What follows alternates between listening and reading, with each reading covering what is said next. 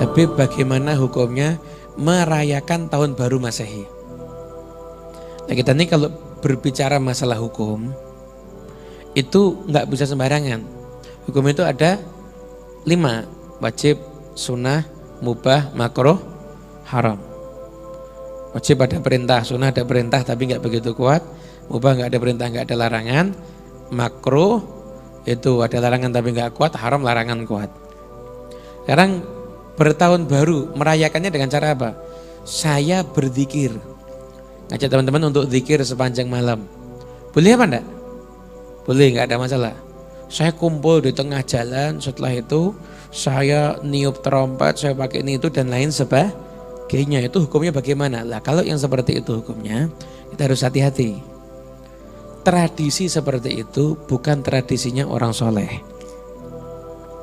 Tradisi seperti itu bukan tradisinya orang-orang yang baik. Tapi tradisi seperti ini adalah tradisinya orang-orang yang fasik. Orang-orang yang fasik. Ada enggak di tradisi itu imam masjid yang gabung di situ? Ada. Ada enggak pengasuh pondok pesantren gabung di situ? Enggak ada. Yang gabung siapa? Artis. Ya kan? Orang-orang yang Anda enggak jelas agamanya gimana.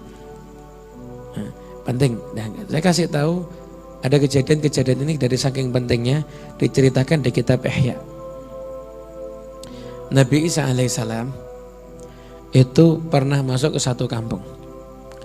Di kampung itu lihat banyak jenazah gitu, tergeletak. Nah, akhirnya oleh Nabi Isa alaihissalam berkata sama hawarinya, mengatakan apa?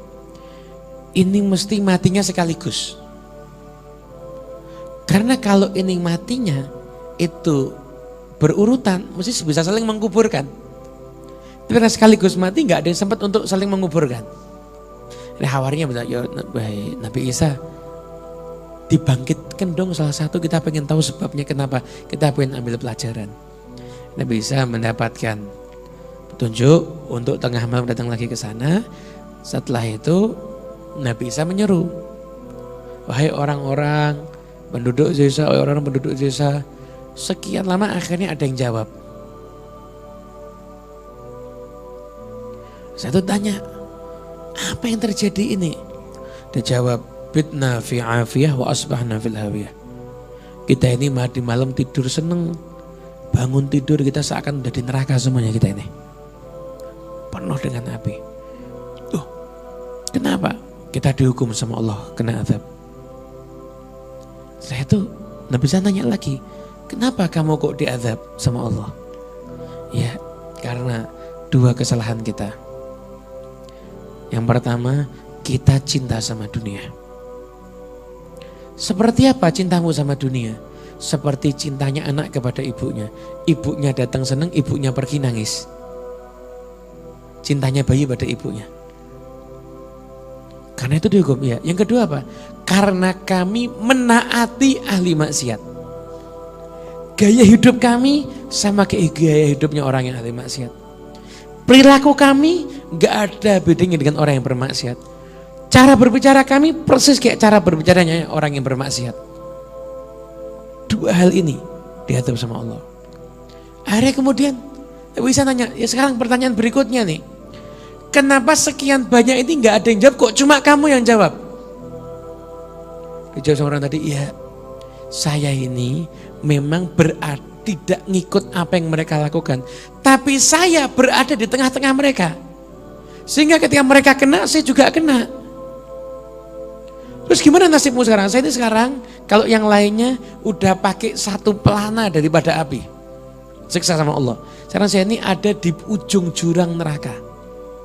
Saya nggak tahu, saya akan tercebur ke neraka diazab atau saya akan selamat. Saya nggak tahu, nasib saya masih tidak jelas. Kenapa? Yang tadi ambisi sama dunia, dan yang kedua gaya hidupnya taat dengan cara hidup orang-orang yang bermaksiat kepada Allah Subhanahu wa ta'ala. Makanya sekalipun kita jangan mikir secara fikih haram atau tidak, cuma itu gayanya siapa itu. Merayakan dengan cara begitu itu seperti gayanya siapa. Ini yang harus kita hindari. lebih baik selamat. Anda kalau malam tahun baru cari majelis zikir. Saya besok ada di Batu, Malang. Ada majelis zikir. Ada juga di Cirebon, itu Buya Yahya juga buat. Dan banyak ulama buat di Surabaya, ada Habib Idrus, Al Idrus juga buat. Gabung aja dengan yang begitu. Ada kalau memang saya kepingin merayakan, tapi di majelis yang bagus, silahkan. Tapi jangan Anda berbaur dan mengikuti cara yang sama dengan orang-orang yang bermaksiat kepada Allah Subhanahu wa Ta'ala.